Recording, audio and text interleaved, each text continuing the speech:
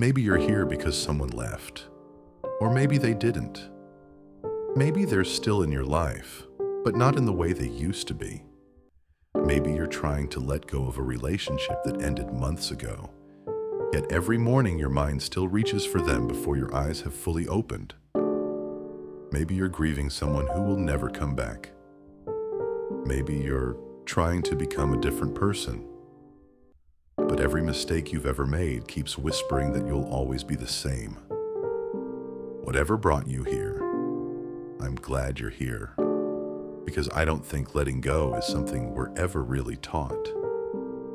People tell us to move on. Time heals. Everything happens for a reason. But no one ever tells us how. How do you stop loving someone when your heart didn't ask for permission to love them in the first place?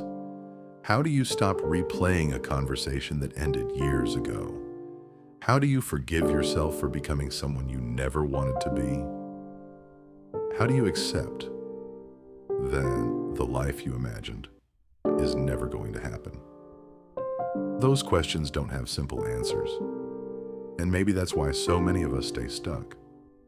Not because we're weak, not because we're broken, but because we're trying to solve emotional problems with logical solutions.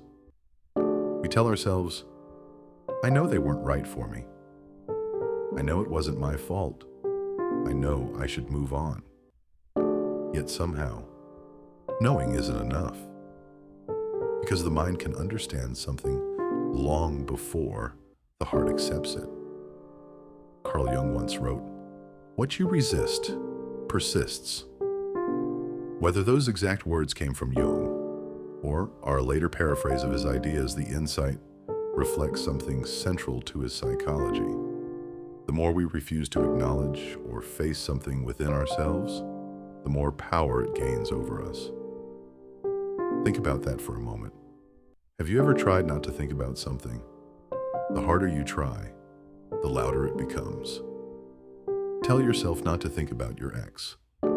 Suddenly, they're everywhere. Tell yourself not to feel anxious. Now you're anxious about being anxious. Tell yourself not to cry, and your throat tightens before the first tear even falls. Our minds have a strange habit. They cling to whatever we're desperately trying to escape. It's like trying to push a beach ball underwater. For a while, you can force it down. But eventually, it bursts back to the surface with even greater force. Pain works the same way. Ignoring it doesn't erase it. Suppressing it doesn't heal it. It only waits.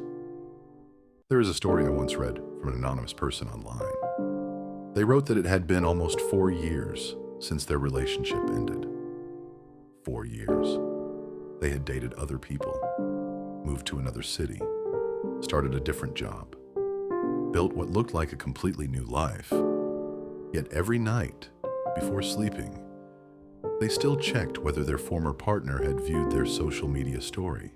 Not because they wanted them back, not even because they thought they'd ever speak again. They simply couldn't stop. And what struck me wasn't the heartbreak. It was the guilt. They wrote, "I feel embarrassed that I still care." I think many of us know that feeling. Not just in relationships. Maybe it's guilt over grieving someone for too long. Maybe it's guilt over still missing a parent years after they passed away. Maybe it's guilt because you're still angry about something that happened in childhood. We often believe emotions should follow a schedule, that healing has deadlines, that grief should eventually become neat and tidy. But emotions don't read calendars.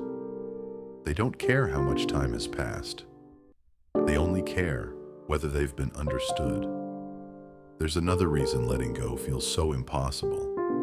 It has less to do with the person and more to do with what they represented. Sometimes we don't miss the person. We miss who we were when we were with them. The version of ourselves that laughed more, trusted more, dreamed more, felt safe. Sometimes we're grieving not a relationship, but an identity, And identities are much harder to replace than people. Because when someone leaves, they don't just take themselves. They often take a future we had already built in our minds. Vacations that never happened. Conversations that never took place. Children who were never born. Growing old together. A house with a garden. A dog waiting by the front door. None of it was real. Yet somehow, losing an imagined future can hurt just as much as losing reality itself. Maybe even more.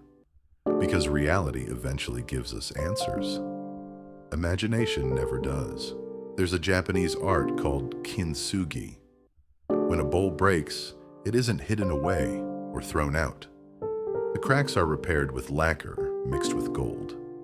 Instead of pretending the damage never happened, the cracks become the most beautiful part of the object. I've always loved that idea. Because most of us spend our lives trying to hide our cracks. We hide our failures, our heartbreak, our addictions, our insecurities. We think if anyone saw them, they'd see someone who is damaged. But maybe the cracks aren't proof that we're broken. Maybe they're proof that we've survived. The Roman emperor and Stoic philosopher Marcus Aurelius wrote, "You have power over your mind, not outside events. Realize this, and you will find strength." At first, that sounds comforting. Until life gives you something you cannot control.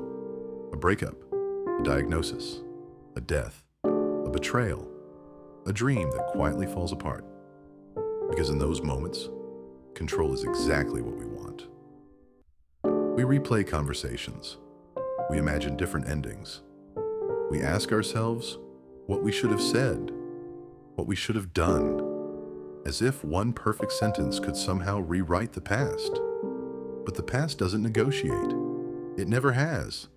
And maybe that's one of the hardest truths we'll ever face. Sometimes, there is nothing left to fix, only something left to accept. Acceptance is often misunderstood. People think accepting something means approving of it. It doesn't. Accepting that someone hurt you doesn't mean what they did was okay. Accepting that someone died doesn't mean you wanted them to. Accepting that a relationship ended doesn't mean it didn't matter. Acceptance simply means you stop arguing with reality. Because reality always wins. The argument only determines how exhausted you'll become. If you've ever watched a child learning to ride a bicycle, you'll notice something interesting. The tighter they grip the handlebars, the more they wobble. The moment they loosen their body, their balance improves. Life has a similar irony. The more desperately we try to control every outcome, the more unstable we become. The tighter we hold on, the more frightened we are of losing. And eventually, we stop living altogether. We become caretakers of our own fear.